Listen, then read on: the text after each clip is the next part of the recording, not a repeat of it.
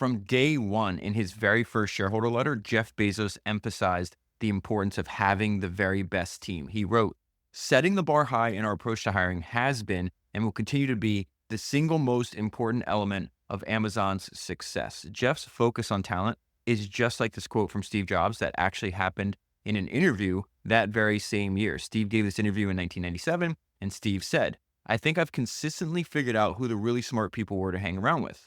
You must find extraordinary people. The key observation is that in most things in life, the dynamic range between average quality and best quality is at most 2 to 1. But in the field that I was interested in, I noticed that the dynamic range between what an average person could accomplish and what the best person could accomplish was 50 or 100 to 1. Given that, you're well advised to go after the cream of the cream. You're well advised to build a team that pursues A-plus players." And that is exactly what Ramp did. Ramp has the most talented technical team in their industry. Becoming an engineer at Ramp is nearly impossible. In the last 12 months, they hired only 0.23% of the people that applied. So when you use Ramp, you now have access to top-tier technical talent and some of the best AI engineers working on your behalf 24/7 to automate and improve all of your business's financial operations. And they do this all on a single platform. The longer you use Ramp, the more efficient your company becomes. This is important because, as Sam Walton said in his autobiography, you can make a lot of different mistakes and still recover if you run an efficient operation, or you can be brilliant and still go out of business if you're too inefficient.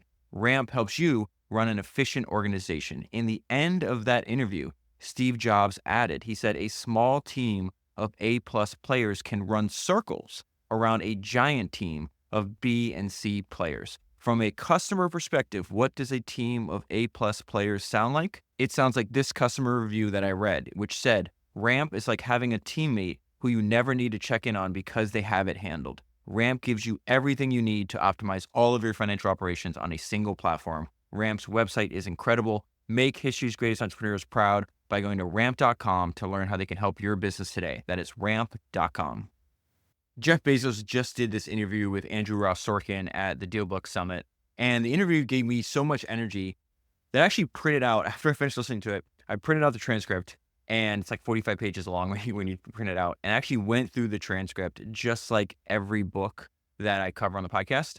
So I have all my notes, my highlights, my underlines in there. And then what I decided to do is I rearranged my outline in order by topic. So if you listen to the full interview, which I highly recommend that you do, you're going to see the same topics appear in different parts of the interview. So I want to start with one of my favorite things that Jeff Bezos said, because Jeff is one of my favorite living entrepreneurs, and he says that retirement is lame.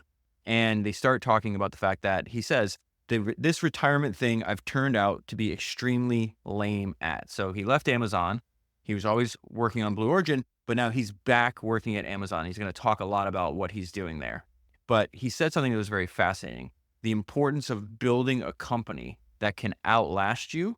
And then he's going to talk about why he is so bullish on AI. And he's got a great metaphor for what he thinks AI is. So Sorkin asks Bezos, he says, "Amazon is your baby.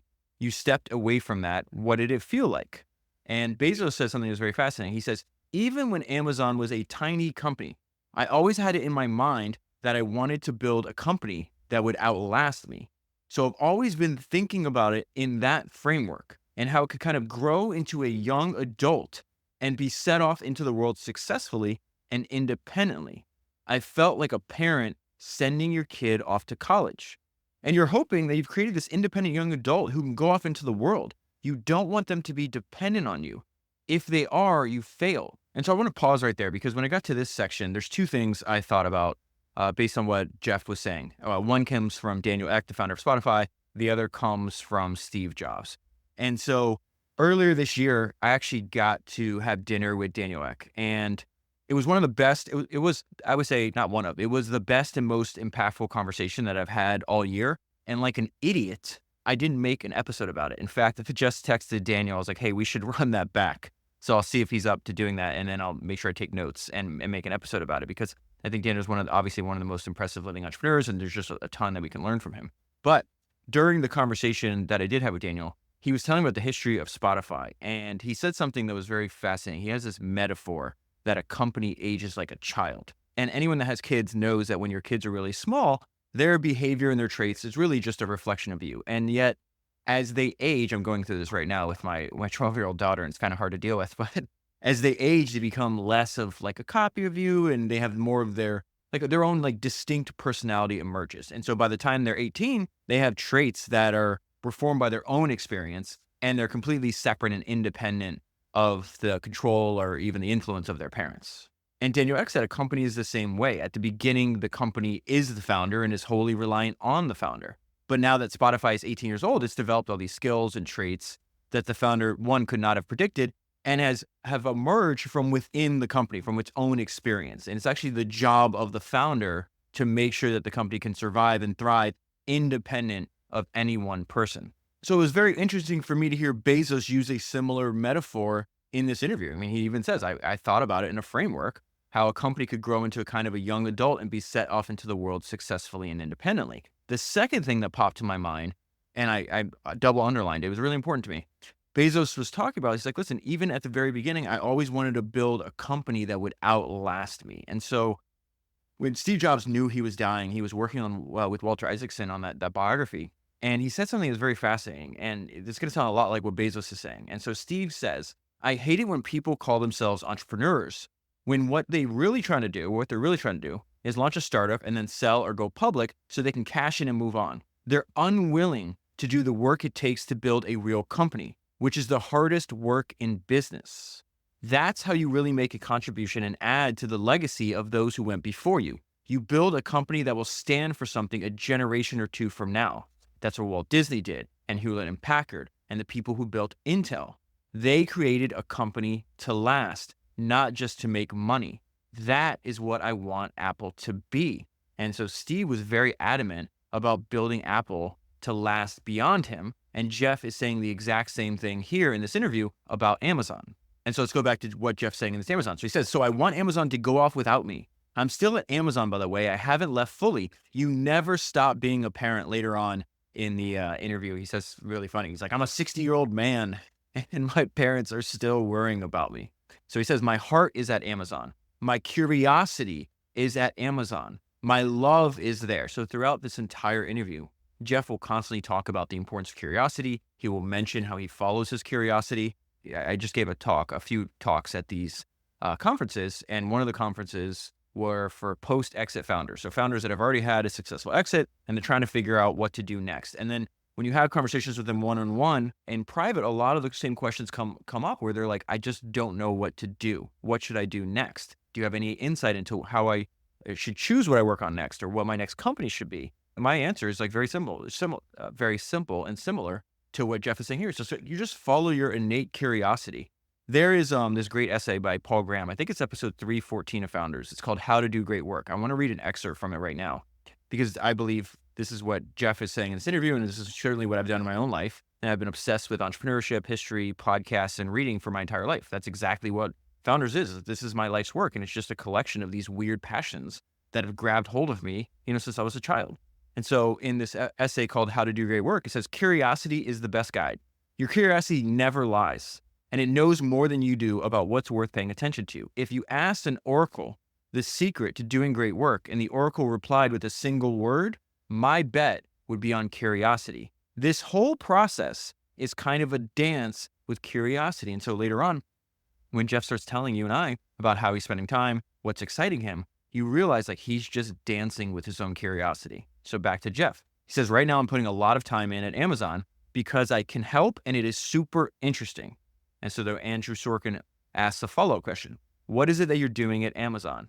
AI, Jeff says. It is 95% AI. We're literally working on 1,000 applications internally. You have to remember, this just sings to my soul. I love how all these things connect over the time. I'll explain what I mean in 1 second. You have to remember, modern AI is a horizontal enabling layer. It can be used to improve everything. It will be in everything. This is most like electricity. And so I want to pause there. He just said AI is most like electricity. This is like going to be an inception, like an idea inside of an idea, okay? I've been obsessed with studying Bezos for a long time. And I'm going to pause where we were in this interview. I want to go back to this TED Talk he gave. He gave this TED Talk 21 years ago. I took notes on Jeff Bezos' TED Talk 5 years ago. And so I went and pulled them up. His TED Talk is called The Electricity Metaphor. This is the description of the TED Talk. It says the dot-com boom and bust is often compared to the gold rush, but Amazon founder Jeff Bezos says it's more like the early days of the electric industry. So I'm going to read you some of my notes from this TED Talk. The TED Talk is Jeff Bezos on the electricity metaphor of the web's future. He's saying this in 2003, okay? Bezos says, the internet is so incredible, it is hard to get the right analogy for it. A lot of how we decide how we react to things and what to expect about the future depends on how we categorize them. The tempting analogy for the boom and bust of the internet that he just went through, okay, of the internet is the gold rush. And so at the beginning of the TED Talk, he starts to compare and contrast the internet rush and the gold rush. And he says, okay, well, both of those were very real. There was huge boom, there was a huge bust, and lots of hype. So many people left what they were doing to join both the gold rush and the internet rush. And you see this obviously now with AI as well. So this is the point of why I'm taking these ideas that he said 21 years ago, and he's still connecting it with what he's working on today, which I thought was very, very fascinating. In the gold rush, people literally jumped ship. San Francisco harbor was clogged with 600 abandoned ships. Entrepreneurs turned the ships into hotels. You want to hear something wild? Many years ago, probably 6 years ago, it's like, I think episode like 33 of Founders or something like that, I read Levi Strauss's biography.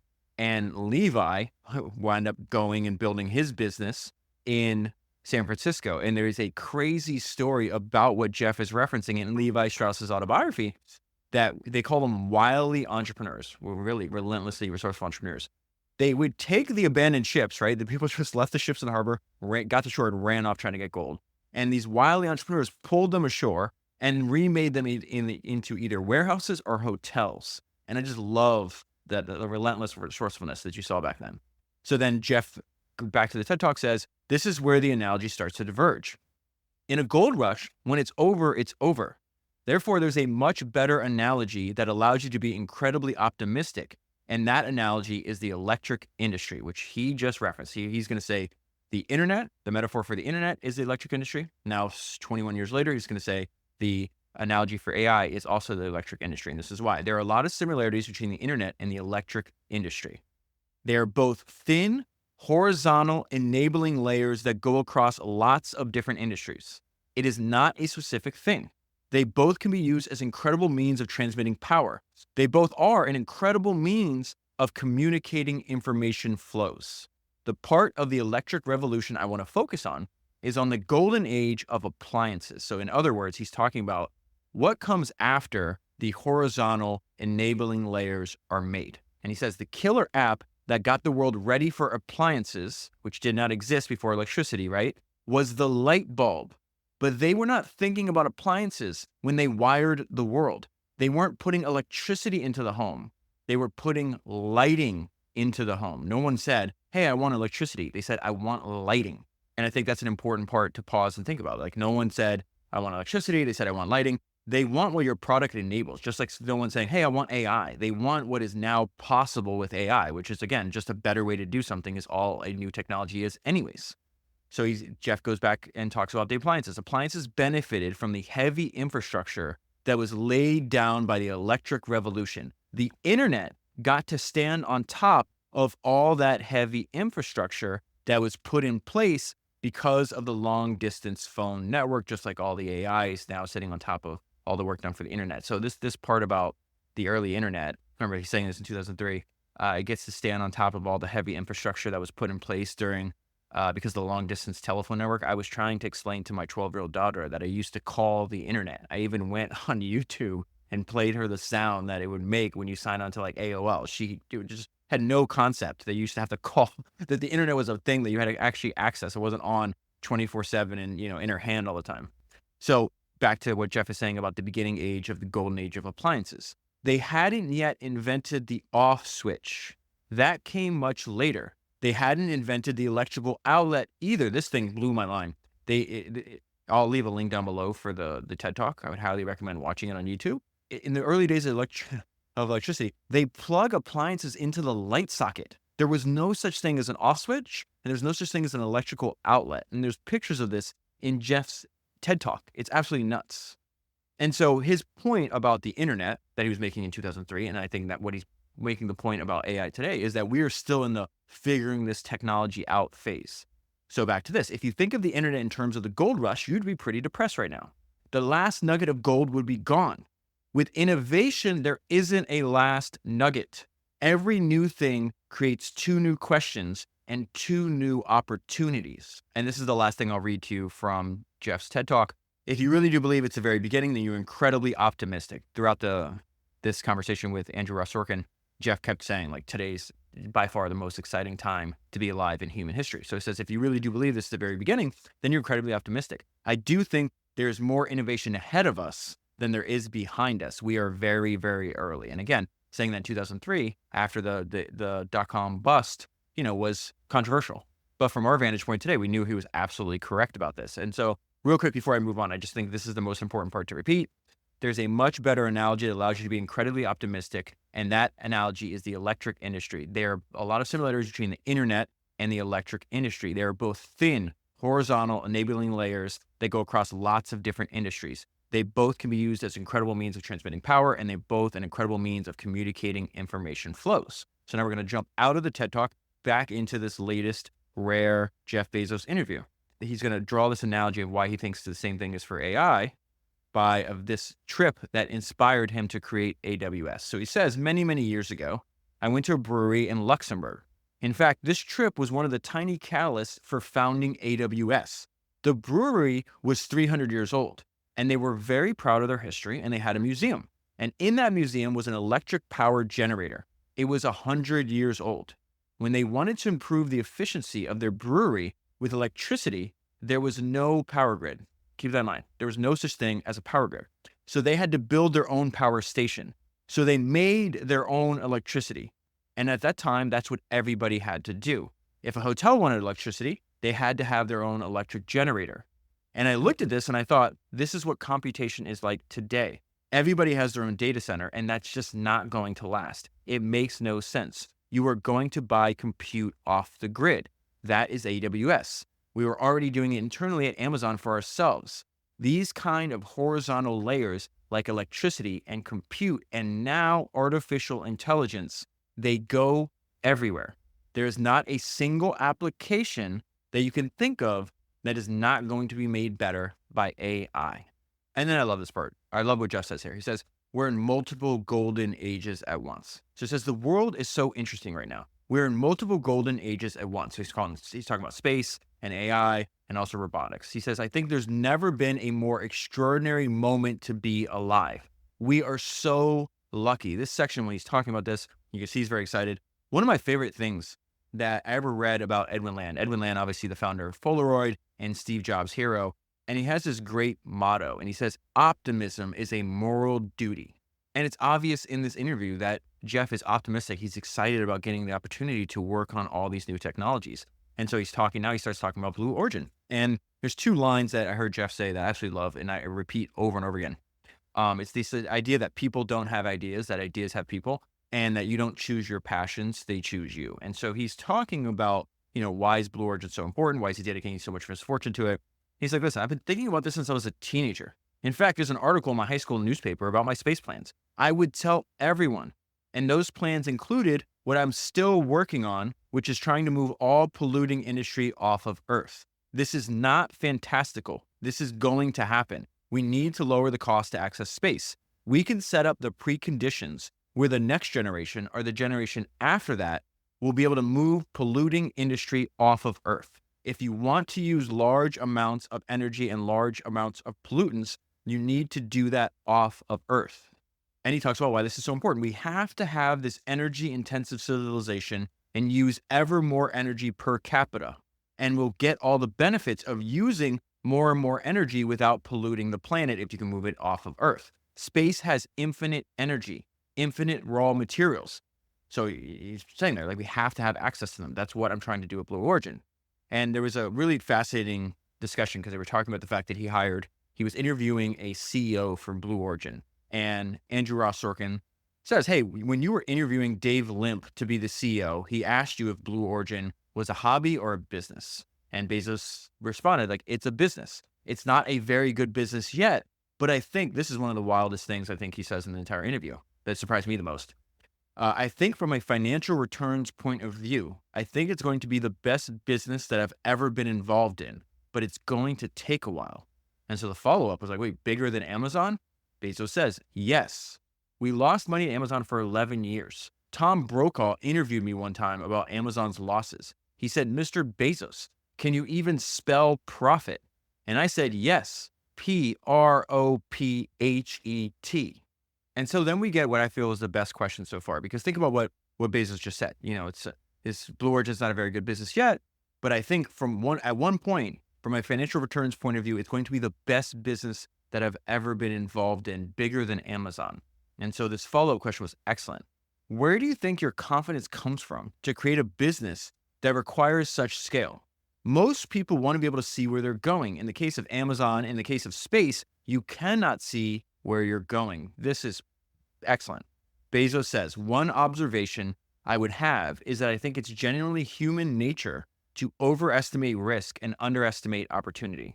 And so I think entrepreneurs in general would be well advised to try and bias against that piece of human nature. The risks are probably not as big as you perceive, and the opportunities may be bigger than you perceive.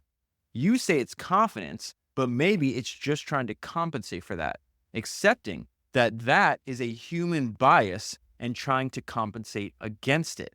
The second thing I would say is that thinking small is a self-fulfilling prophecy. So then Sorkin asks a follow-up question. Where do you think you learned this? This is something a wise old man would say. I remember watching you on 60 Minutes in like 1999, and they were asking you whether this whole thing, whether Amazon, could work out or not. And you said, it's not a fear that it can't work. It's a fact that it might not work. And so Bezos talks about the very early days of Amazon. And I've heard this story before, but I absolutely love it. He said, I sold 20% of the company for $1 million. It took 50 meetings to raise that money. And the most common question at the time was, what is the internet? The whole enterprise could have been extinguished then in those meetings. I would always tell people that I thought there was a 70% chance they would lose their investment. And then the follow-up question from Sorkin was also great here. What do you think the real odds are with Blue Origin? Bezos says Blue Origin doesn't have the same level of financing risk because I can finance Blue Origin with my Amazon stock. Blue Origin has a lot of runway. And then they're going to start to discuss something that Bezos brings up a few times, which is really how you want to think about your wealth. It's like, how much wealth not do you create for yourself, but how much wealth do you create for other people? And so Sorkin says, throughout your whole career at Amazon, you paid yourself like $80,000 a year in salary. You never took additional equity in the company the entire time. And Bezos was, well, my view was I was a founder. I already owned a significant amount of the company and I had plenty of incentive. And he's not a big fan of the fact that, and he talks about this, one of my favorite, and what I'll end on later, is Bezos has this willingness to be misunderstood that I think is very wise. And what he doesn't like is the fact that, especially for public figures, there's like, a handful of things that people can remember about you. And many of those things they remember are overweight. So for him, it's just like, everybody's like, he's one of the richest people in the world. And I love what he says here. He's like, somebody needs to make a list where you rank people by how much wealth they've created for other people.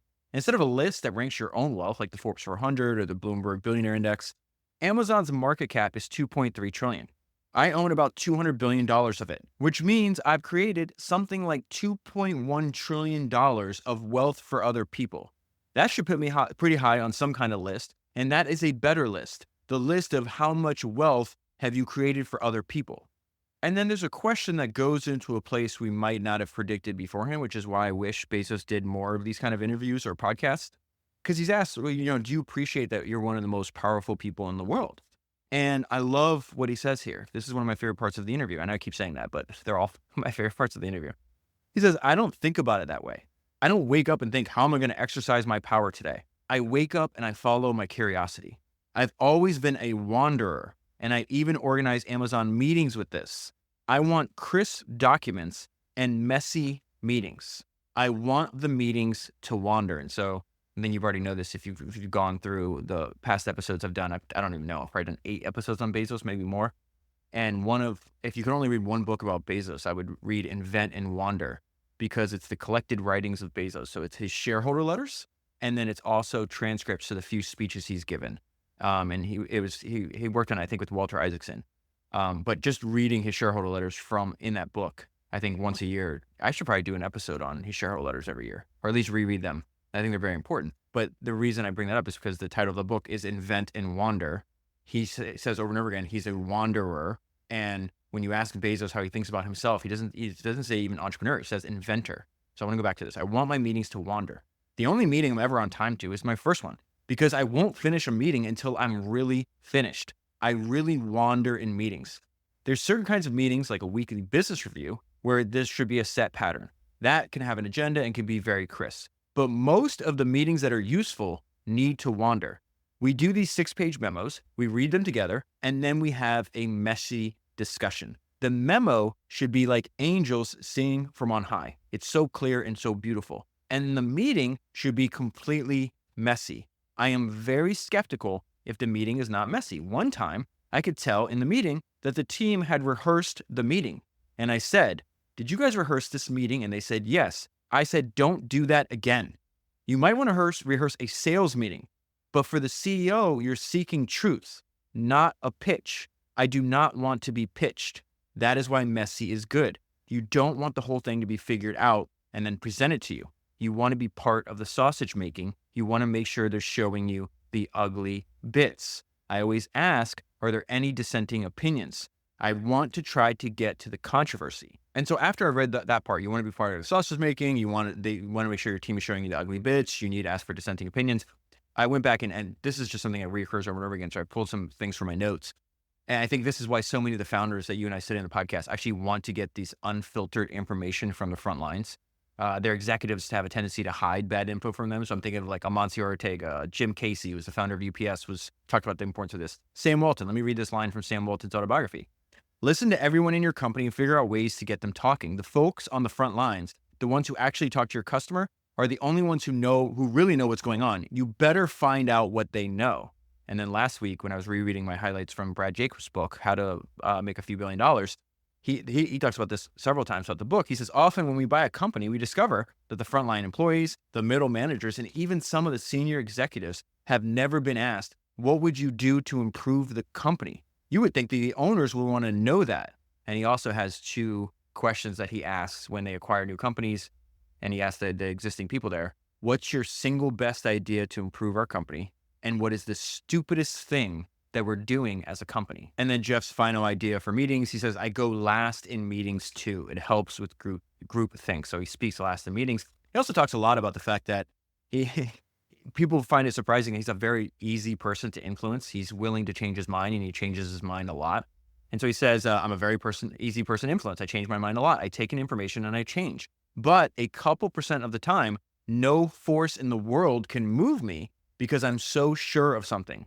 Many people try to talk me out of Fulfillment by Amazon as an example. And I was like, guys, you will never talk me out of this. I will do this through sheer force of will if need be. I think one of the things that might surprise you the most if you listen to the full interview is just how much he talks about emotions, energy, curiosity, optimism. And I thought this was very interesting. I don't know if I've heard him say this anywhere else. And he talks about the fact of really in his family, only positive emotions were allowed. So optimism was allowed, joy was allowed, happiness was allowed. But the only negative emotion that was tolerated, and he says this is an unspoken family dynamic, and the only negative emotion, and this emotion occasionally, only occasionally I should say, was anger. But he says like things like sadness, fear, anxiety, these kind of things were looked down upon in his family. And this is the surprising part. He says in the scheme of things, that is probably pretty helpful for founding a company. You mostly want to be focused on the positive. You need optimism and energy. I don't know how some glum founder could ever lead a company to success. You have to have optimism. You have to have energy. It's got to be contagious. There's going to be a lot of bad days, and you're going to need to lift your people up. Your emotions are sort of an early warning system. And this, I found, what he's about to say here, I found true for myself. It's like when I'm stressed, it's usually because I'm not doing something I know I should be doing. So he says, if you're stressed, for me, that's kind of an early radar detecting that there's something that I'm not taking action on. And then another important trait for a founder or a leader is that you need to be able to keep the ability to focus. And so he's able to avoid, he's probably one of the few people in the world, he's able to avoid social media addiction. And he's like, listen, I am on social media sometimes, but I'm not addicted to social media. I try to mine it for ideas. What he's about to say here is exactly my same experience. In fact, I had a dinner with a founder friend last night. And I was like, hopefully, like I can work myself in a position where all I do is read books and make podcasts and spend time with family and talk to founders and, have other people post to social media for me, because I really do feel I'm just happier reading books. And I do feel sometimes it's really addicting. And the problem is what Bezos says is true. He's like, you can mine it for ideas, and there's a lot of good ideas, but you have to go through a lot of shit basically to get to a few good ideas. He says, I try to mine it for ideas sometimes. It is a lot of work to find the little nuggets. I follow a bunch of people who I think are really smart. And Sorkin follows up, well, you're really good at compartmentalizing and essentially not being addicted. And Bezos talks about, he's been like this since he was a kid. I'm very, very focused. When I was in Montessori school, they told my mom that I was problematic because I wouldn't switch tasks. And my teacher would have to pick up the whole chair and move me in my chair to the next task. Bezos is really good at being in the moment. He says, I'm a very good focuser. And then this ends on Bezos' willingness to be misunderstood, how he sees himself, and then why he doesn't do many interviews. And so Sorkin asks him, I'm curious what you think the world misunderstands about you. That was a great question. And Bezos says, I gave up on being well understood a long time ago. As a public figure, to be understood is too difficult.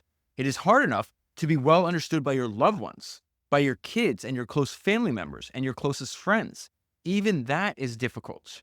I would posit to you that if you think you understand any public figure, you probably don't.